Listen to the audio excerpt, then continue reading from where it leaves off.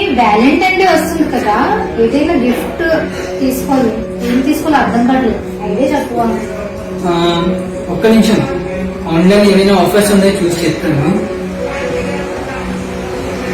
కొన్ని రోజుల ముందు రేట్ చాలా తక్కువగా ఉన్నాయి. ఈ రోజు అకస్మాత్తుగా ఇంతలా పెంచేసారేంటి? అకస్మాత్తుగా రేట్లు పెంచలేదు, మరి కావాలని పెంచేస్తున్నారు. అవునా?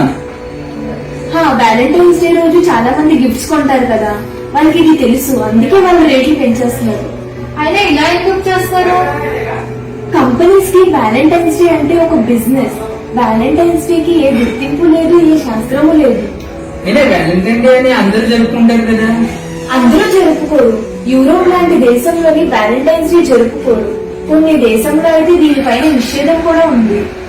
అయినా ఇదంతా నీకెలా తెలుసు? అరే, హిందూ జనజాగృతి సమితి వెబ్సైట్ లో దీని గురించి చాలా వివరంగా ఇచ్చారు.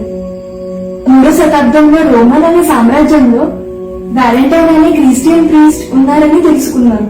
రాజద్రోహం వల్ల వాళ్ళకి జైల్లో వేసేశారు. జైల్లో ఉన్నప్పటికీ కూడా జైలర్ కూతురుతో శారీరక సంబంధం పెట్టుకున్నారు.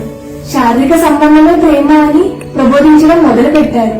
అందుకే వారికి ఉరిశిక్ష ఇచ్చారు. దీనికి గుర్తింపుగా కొంతమంది వ్యాలంటైన్స్ డే జరుపుకుంటున్నారు. రాష్ట్ర ద్రోహంతో కూడిన వ్యక్తిని గుర్తించుకొని మనం వ్యాలంటైన్స్ డే జరుపుకోవడం ఎందుకు? ఏంటి, ఇది ఎప్పుడు న్యూస్ లో చూపించలేదు కదా? ఇవన్నీ న్యూస్ లో, టెలివిజన్స్ లో ఎందుకు చూపిస్తారు? వాళ్ళకి వాళ్ళ లాభమే కావాలి. మీలాంటి యువకులను దీనికి చూసి ఆకర్షిపోతున్నారు.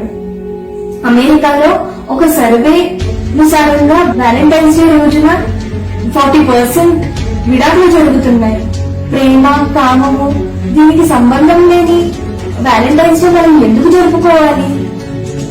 గౌరవించాలంటే మన తల్లిదండ్రులను గౌరవిద్దాం, వాళ్ళని ప్రేమిద్దాం, వాళ్ళని నమస్కరిద్దాం.